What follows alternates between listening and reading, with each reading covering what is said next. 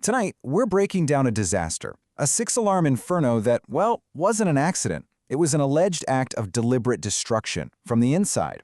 We're talking about an employee, his workplace, and a fire with consequences that would ripple way beyond the building itself.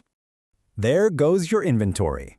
These are the chilling words authorities say a man uttered right as he filmed the chaos that he himself had just unleashed. A single sentence that pretty much captures the alleged crime in a nutshell.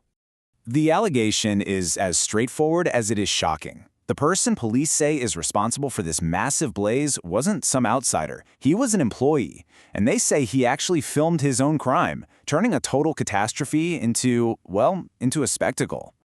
Okay, so to really understand the gravity of this, you first have to get a sense of the sheer scale of the destruction. I mean, this was no ordinary fire. This was a logistical and environmental nightmare.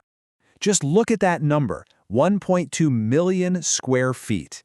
An entire distribution center, basically just wiped off the map. This wasn't just some building. It was a colossal hub for everyday goods, and it was reduced to nothing but ash.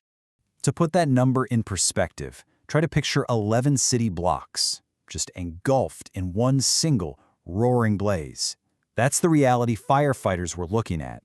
You know, a fire this big, it requires a monumental response.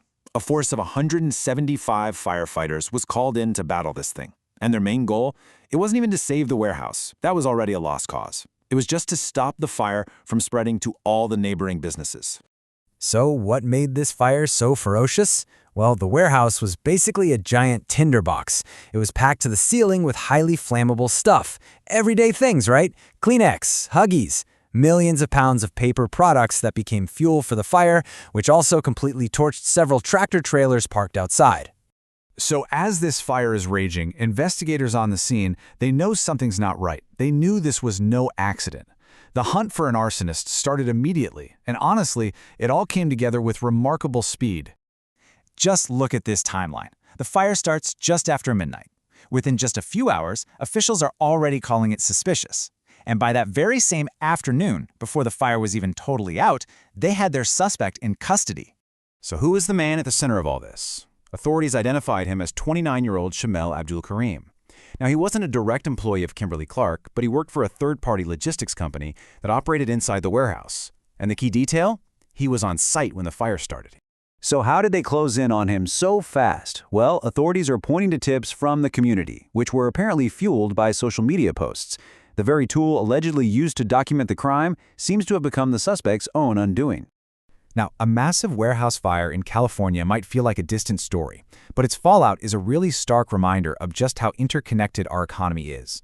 This disaster affected way more than just one building.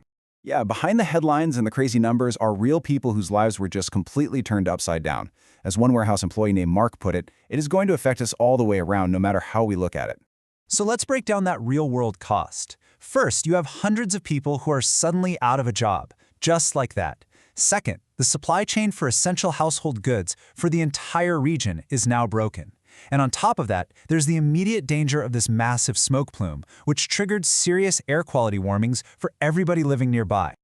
So the authorities have a suspect. The fire is out, the damage is clear. We've got the who, the what, and the where. But the one piece of this puzzle that turns it from a simple crime into something much more disturbing is still missing. The why. As of right now, investigators have released absolutely no official motive. And that leaves us with the final, haunting question at the heart of this whole multi-million-dollar disaster. What could possibly motivate someone to allegedly destroy their own workplace? And in doing so, erase not just a building, but the livelihoods of hundreds of their own coworkers. That's the mystery authorities are now trying to solve.